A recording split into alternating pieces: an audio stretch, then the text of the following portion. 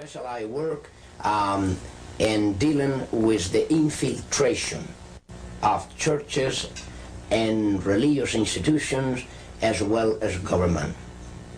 That cover a tremendous number of institutions. And the purpose of that infiltration was what for? Well, the purpose is what the Roman Catholic system has all the time as her own purpose, is to infiltrate, to penetrate all the areas of life where the Roman Catholic can have control and access for the coming world government. What that means is, in preparation for that world government, the Roman Catholic institution, especially since the establishment of the Jesuit order in 1541, throughout all these 500 years, they've been in preparation and through infiltration and penetration of every level of society in order to take over the world politically and religiously. There are two doctrines that define very well these dangerous goals of the Roman Catholic institution. Two doctrines define this very well. One is called the doctrine of the apostolic succession, and that is dealing with the papacy. And the other is the doctrine, the temporal power, and that is dealing with world government. Of course, both, because you can see that even the Pope and his own individual office, he meet those requirements.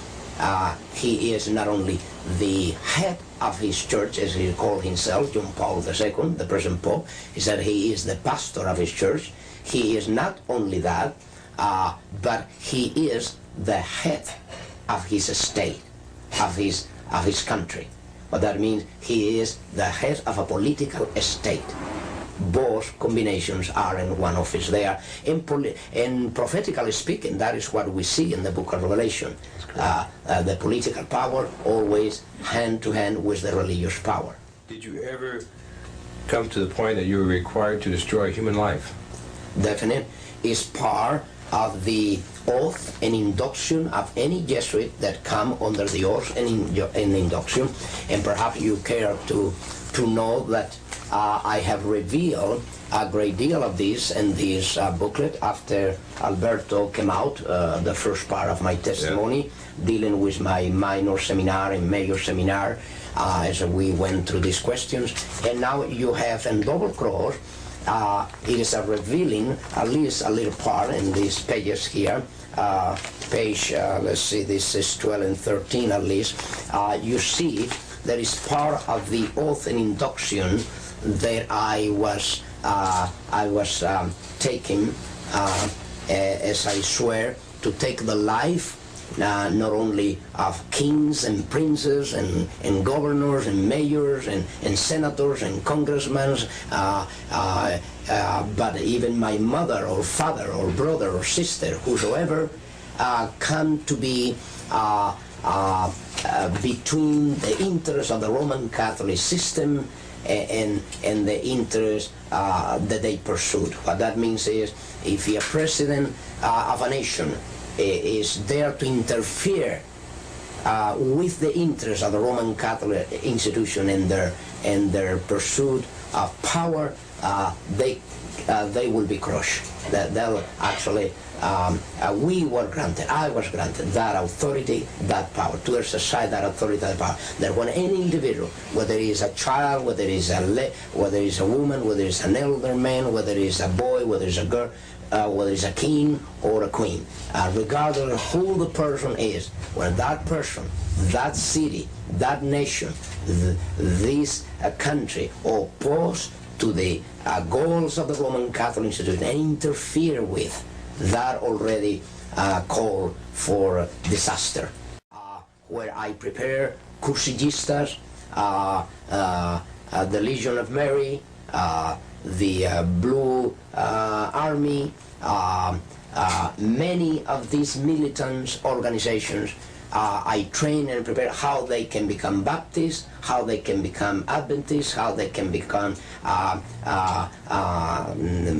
Methodists, how they can become Presbyterian, how they can become Pentecostal, and all these areas where they must infiltrate any area. You bring up one of the other questions I have. Might as well ask it now. Particularly the Blue Army.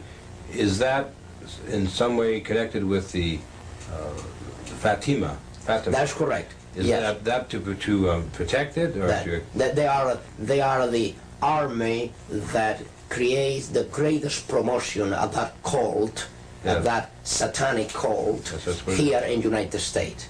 In every country, the Roman Catholicism display this promotion to the so-called Virgin. There is not even Mary, the Mary that we know in the Gospel, but a distortion of that really, truly Mary of the Gospel.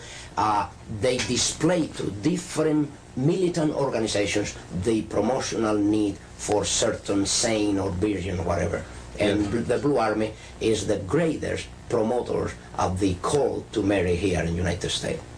The Opus Dei is another arm of the Jesuits. What that means, you have Masons, you have Illuminatis, okay. you have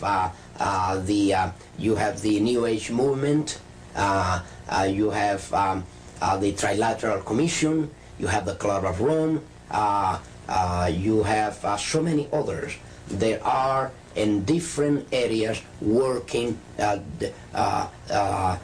through certain programs what they need in that particular area where these organizations move, whether they are secret or public organizations, they need to control certain area of certain people, and this is where and how they'll be ready to have them under control through these organizations. The Opus Dei mainly, they move next to what they call Christian democracy. The so-called Christian democracy is an outgrowth of this Opus Dei. It's exactly the words in Latin precisely define that. The Latin definition is for Opus Dei is the work of God. What that means, the Opus Dei, Opus meaning the work, and then you have how you call Dei, Opus Dei, the work of God. When the Council of Trent occurred, it was controlled by the Jesuits. Yes. How about the Vatican II? Now, there a connection there? Yes, the connection is very, very, very prophetical. I will say this, I think that will clear the whole point here, because it's so prophetical that while the Council of Trent was the first council to be managed by the Jesuit order, the Vatican Council was brought about by the same Jesuit order with the same intention. And you know the intention of the Council of Trent. The intention behind the Council of Trent was the Counter-Reformation. What was the intent of the Vatican Council II? Another Counter-Reformation, but called today, how you call it? Renewal. You see the point? Now, the change was a name, but the intentions were the same. Yes. See, more sophisticated today. Yes. You see, the Counter-Reformation was taken through the Council of Trent. That was the entire Counter-Reformation was performed by the Council of Trent, decrees. Then through that time until today, Vatican Council II came about with the idea of renewal. That means another step forward, and the final, I will say this is the final stage of a Counter-Reformation. Now, how about the charismatic movement? What's the connection with that? The charismatic movement is serving the purpose, as we said, of one of the many issues. As we said about Saturdays and Sunday, they'll pick up every issue with different denominations. In the case of the charismatic movement, they pick up the charismatic movement because one factor. They could not bring under subjection the Pentecostal denominations. They couldn't. They could not. Even when they went through the ecumenical movement before, from 1945 down to our day, since this already starts. As a matter of fact, if you want to know, the World Council of Churches started by financed by the Jesuits in Europe in 1945 after the end of the Second World War already, or by the time that the World War was to end there, already the Jesuits were at work trying to unite all the Protestants in Europe. And that was the origin of the World Council of Churches and the ecumenical movement. Today the charismatic movement is serving that purpose. Where a Pentecostal could not be bring into the ecumenical forum, they brought it through the exercise of charismatic gift. Do you consider that Jesuitism to be an occult secret society? It is an occult secret society from the point of view that the Jesuit order, what you know of the Jesuit order and what everybody knows of the Jesuit order is not the truly Jesuit order. What that means is even the Jesuits within the Jesuit order, they all are not knowing the secret society, the inner secret society that they are surrounded by. Pity to have even to say that at this point in the history of the United States, in the history of the presidents, has not been other president from the time of President Washington, that was the first president to be utilized by the Jesuits. If you were not aware of that, President Washington already was initiated by the Jesuits to bring about the first communication with the Vatican ever known in this country. From there on, President Reagan, to all this time, President Reagan has come to fulfill the greatest moment in the history of this conspiracy, because no other president has come as close as President Reagan with the Vatican, and even not even John F. Kennedy. What that means is they have done to President Kennedy, to President Reagan, what they were not able to do even through a Roman Catholic president.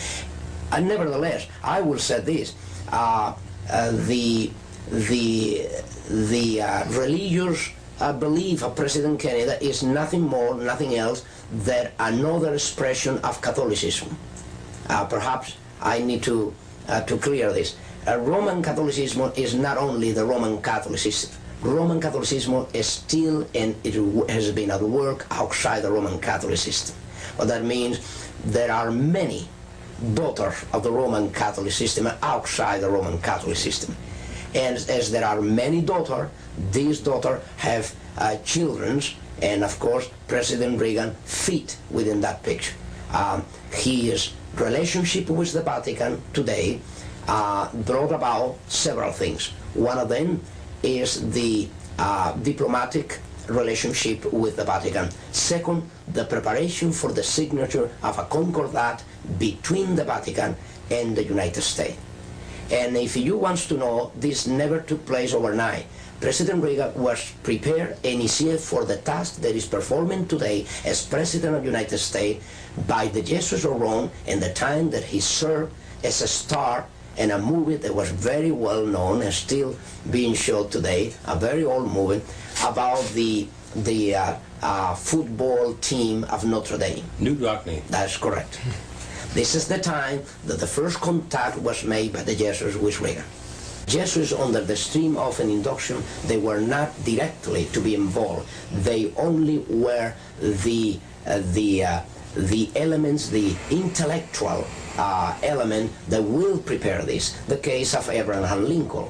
Abraham Lincoln, the president, was killed by the Jesuits of Rome, but there was no a Jesuit there involved directly. Nevertheless, was the Jesuit who prepared the plot against his life and prepare and train those who were to kill him. They arranged it. Yes, yeah. It happened with President Kennedy, the same thing. Yeah. The assassination of Kennedy is another fact that can be proved of any time that was ordered and by the Jesuits in order to get rid of a president that already was ashamed to the Roman Catholic institution, being Roman Catholic. You have two different streams. In Abraham Lincoln, you have that there was a man professing to be a Christian, solid Christian, and then there you have a man that professed to be a solid Catholic, but then put to shame his own institution when he was confronted about what he will do as a Roman Catholic president about the Constitution and about the interests of the Roman Catholic institution. When he placed the Constitution of the United States above the canon laws of the institution, he called for disaster. Let me tell you where the Knights of Columbus has done and performed a tremendous job in the United States in education, in public education. The authors of the chaotic situation of the public schools in the United States has been and are the Knights of Columbus in the United States. There's enough left of the old Inquisition. I will say there is a new Inquisition today, not even tomorrow, is at work today, and here, even in the United States, and has been always.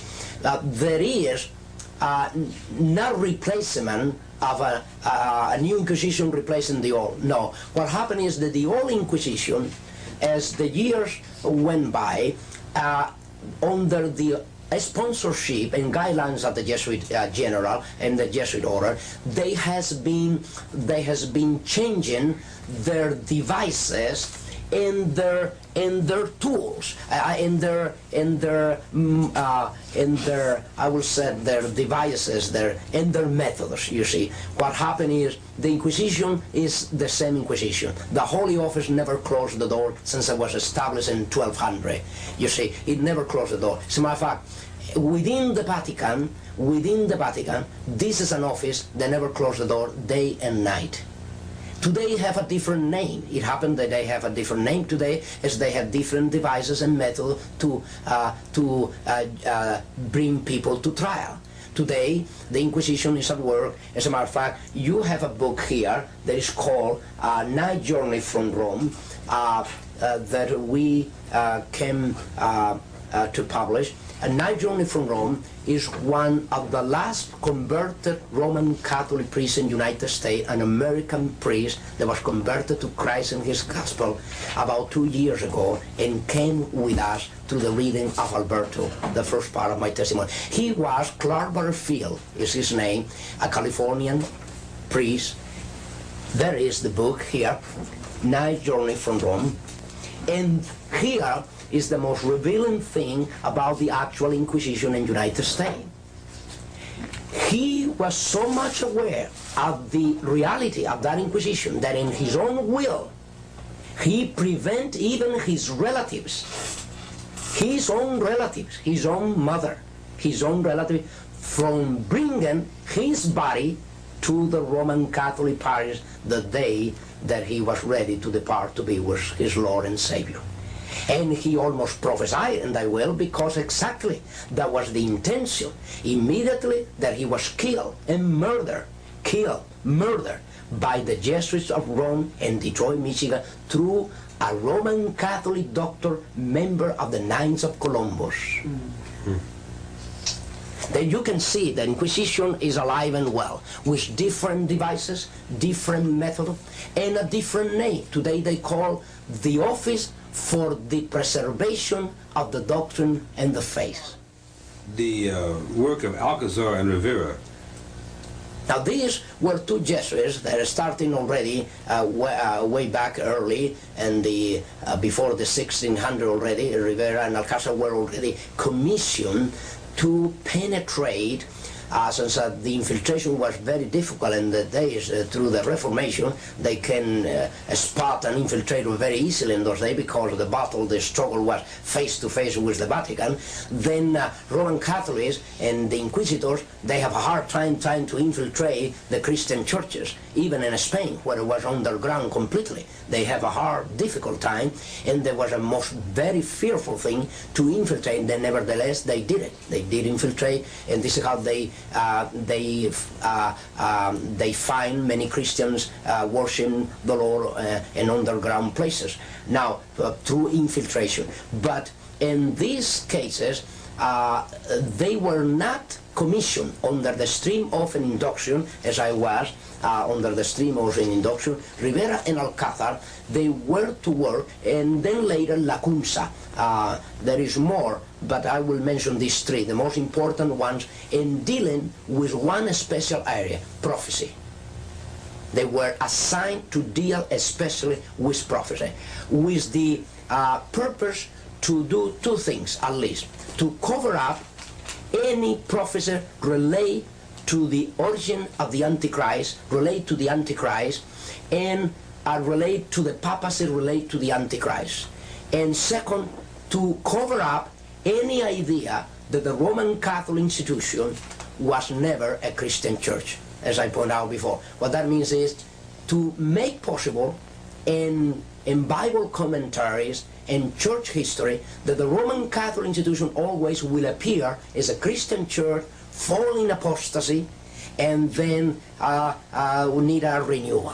And need of renewal. That was the idea that Rivera, Alcázar, and Lacunza tried to trace. Among other things, they tried to implement the idea that most of the prophecies of the book of Revelations were already fulfilled by the time of Nero. Yeah. What that means is that don't worry about prophecies today, don't worry about the Antichrist, don't worry about a one-world government, don't worry about nothing like that. Yes, that's correct. Walter Martin has been, and confessed by him, as a matter of fact, I could mention that I have a debate already with Mr. Martin, I have already a debate with Mr. Gary Metz, and I took them both by surprise. I took Mr. Gary Metz on radio by surprise. I not only persuade him, I force him to answer these accusations and these slanders. And then I took immediately Mr. Walter Martin and Anaheim. And both gentlemen, they were not looking really to meet with me. They were trying to avoid, if it were all possible, that confrontation that I did have with both. We have tapes of these confrontations and these debates. And then Mr. Walter Martin, he himself, even so that I knew his name and the list of very confident persons by the Jesuit order. What that means is that the Jesuit order will have a list made up in United States of people as well as institutions that are worth trusting. And Mr. Walter Martin, I even mentioned to him in this confrontation with him that his name was listed in that list. What did he say? And he said to me, well, I don't know why my name is there. I said, you should know. He should know. Yes. I said, you should know. As a matter of fact, why Mr. Walter Martin, 25 years ago, he even wrote about the cult to Mary, a book about Mary, and 25 years after, he have a list, as a matter of fact, that I have with me, a list of cults where he lists the most dangerous cults, and all who in the list of his most dangerous cult are Christian Science, Jehovah's Witnesses, Mormons, starting with the Mormons. And suddenly I thought, I was expecting that he will place at the top of the most dangerous cult Roman Catholicism, but were the Mormons. Now, the Mormons become the victim of Roman Catholicism not only, but become the victim of Mr. Walter Martin, because even the Mormons are the product of Roman Catholicism. The pressure for Sunday in the future is an issue. Is that a product of the Jesuits, or what do you know about that? Well, what I know is this, that even the Seventh-day Adventist denomination has been placed under the greatest setup and a real setup of all the history of the denomination. And the proof and evidence is that now the leadership is already in a position where they themselves cannot play the role of Frankenstein no longer, because they're being unveiled, they're being discovered, and their intents and their true intents, in cases where already most of them has been already trained, prepared by Jesuits to be where they are. So, will this Sunday issue seems to be on the president's desk to be signed? The moral majority is pushing for it. the Lord's Day Alliance has pushed for it from its inception. That was one of the reasons it was created. Yes. So in other words, you think that for example, the Adventist leadership are going to fold up? No, that is not true. No. In the how the denomination has been set up, Yeah. and their keeping of the Sabbath is this. The Roman Catholic institution already, and this is why you had Viacochi and some other elements within the denomination, there already has been even honor, and condecorated by the Vatican concerning their work. And actually, the Roman Catholic institution is preparing the greatest surprise of them all, because it's not going to be even Sunday that they are going to be after. It's going to be Saturday, and you will see why. The reason of this is when already Catholicism came about with the idea during the Vatican Council II that a Roman Catholic Mass that was only to be performed on Sundays as to be the only valid Mass for Roman Catholic. Even if they go any other day, Saturday, Friday, there was no valid Mass for their obligations. Now, during the Vatican Council, the second session, suddenly the whole picture changed, and you know what for. The whole picture changed and said, now Saturday Mass is considered to be valid Mass as Sunday Mass. But that means not only that, more than that, Saturday Mass can replace Sunday Mass. But it's the Protestants, yes, not the Jesuits that appear to be pushing for the Sunday, for national Sunday law. Yes, actually, this is to trigger a reaction to really make use for a cover-up. The issue here is not even Saturday, is not even Sunday. The issue here, whether it's Saturday or Sunday, the issue here is the person of the Antichrist. You see, in matters of days, right now, the conflict is being utilized, the struggle between Saturday and Sunday is being utilized more for the benefit of Roman Catholicism than even for the benefit of the Christian Church. And that is how it has been exploited, to the point that already the Vatican approved, listen to this, approved the publication officially of Viacochi, see, and dealing with from his book called From Saturday to Sunday. Now, if the Vatican go as far as approving a publication as such, what do you think that is happening? Do you see the point here? Yeah.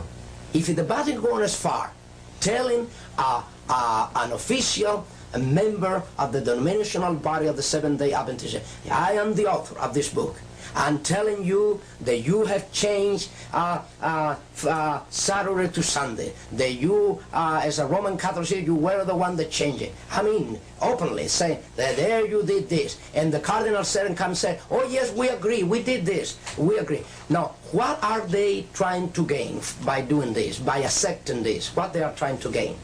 They are trying to gain the sympathy, they are trying to gain the life, and they are trying to gain the entire denomination as they have gained the Pentecostal, as they have gained the Protestants through different other issues. Nevertheless, they touch every other issue except the real issue. Through any other issues, like the tongues business, the charismatic gift, you see, they are dealing with their things where nobody can see what is behind. In other words, they cannot openly see any evil, because you will see the Vatican as a good, in a good position, a renewal position, say, yes, we recognize that we did wrong, we changed from Saturday to Sunday, and we admit this, and we're going to do something about it. The Vatican Council did it. You see, we are going to incorporate now officially the Mass on the day of Sabbath. You see? Because the Bible's clear. Oh, yes. When they go that far, you can see one thing for sure. Now, there is, in this issue,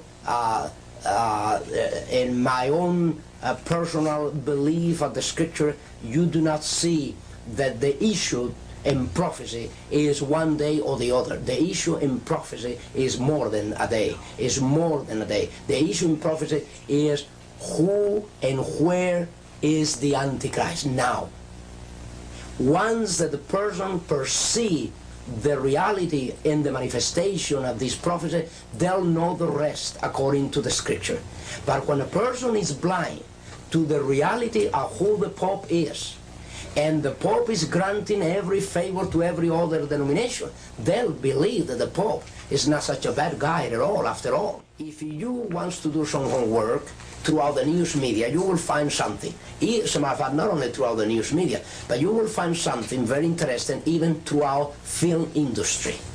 There are a lot of movies has come, and a lot of article has been written up, and a lot of television show has come out, and even movies and TV and through radio, a lot of talk show has come out dealing with the very issues that I have dealt in these 4 parts of my testimony.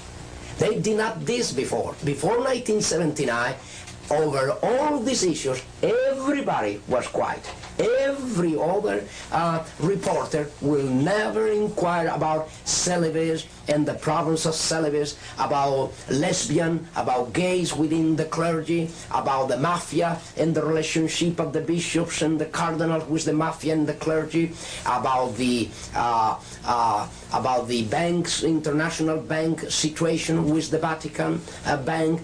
Nothing of this was ever dealt with, except when these testimonies went out.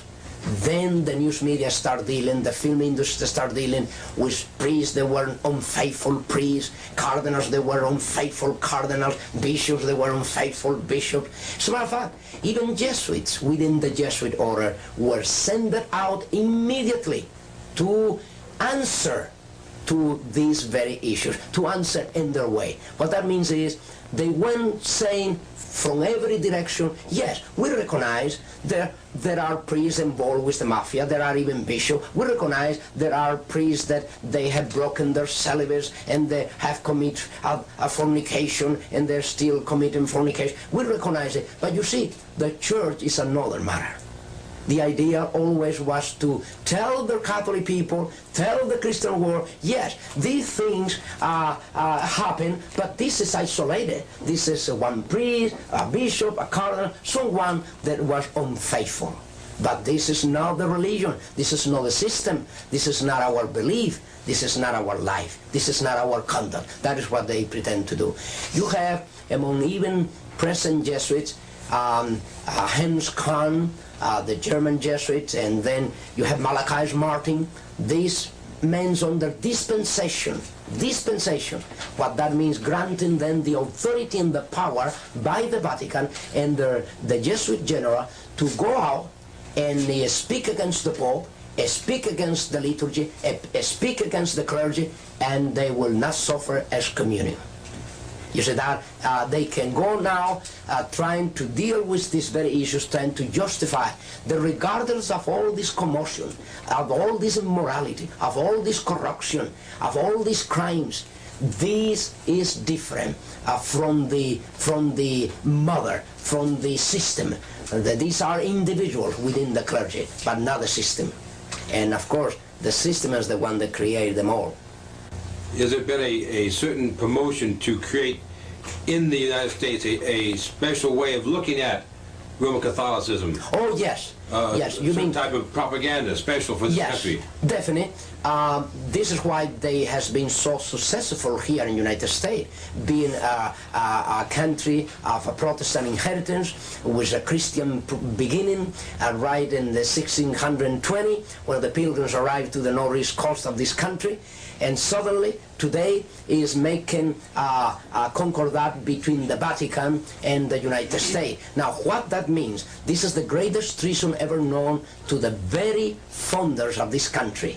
I mean, the most direct treason and betrayal that have taken place in this country has taken place, and the fact that now this government is looking for fellowship, for relationship with the very with the very criminals that caused the greatest massacre in Europe, by which massacre and through which persecution the pilgrims arrived to the northeast coast of the United States.